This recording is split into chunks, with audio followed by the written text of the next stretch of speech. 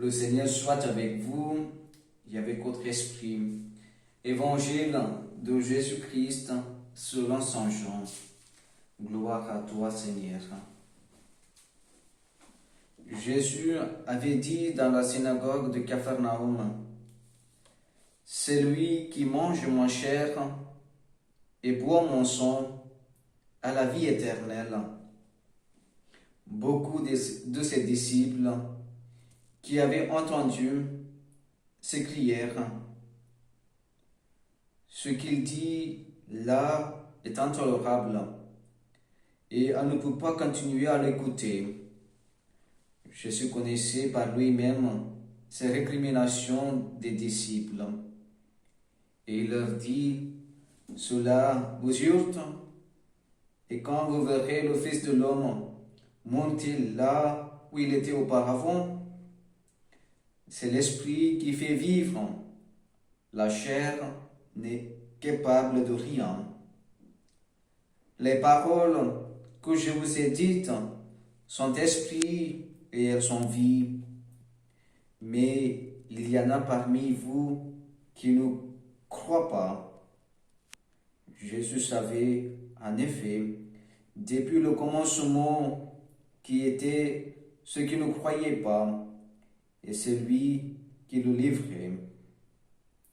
Il ajouta, « Voilà pourquoi je vous ai dit que personne ne peut venir à moi si cela ne lui est pas donné par le Père. » À partir de ce moment, beaucoup de ses disciples s'éloignèrent et cessèrent d'aller avec lui. Alors, Jésus dit aux 12, « Voulez-vous partir vous aussi ?» Simon-Pierre lui répondit, « Seigneur, vers qui pouvons-nous aller? Tu as les paroles de la vie éternelle. Quant à nous, nous croyons, nous savons que tu es le Saint de Dieu. » Acclamons la parole de Dieu. Louange à toi, Seigneur Jésus. Mes frères et sœurs, en méditant l'évangile d'aujourd'hui, cette question m'est arrivée. Pourquoi certains trouvent-ils plus facile, tandis que d'autres ont plus de mal à accepter les affirmations de Jésus?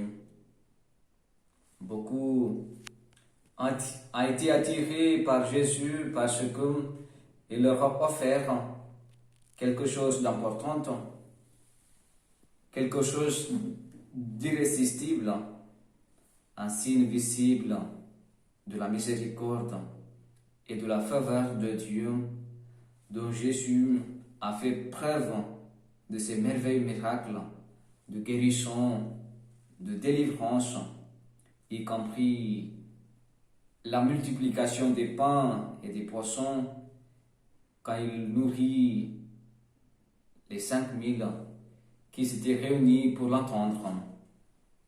Cependant, beaucoup ont terrifié lorsque Jésus a fait des déclarations que seul Dieu peut faire.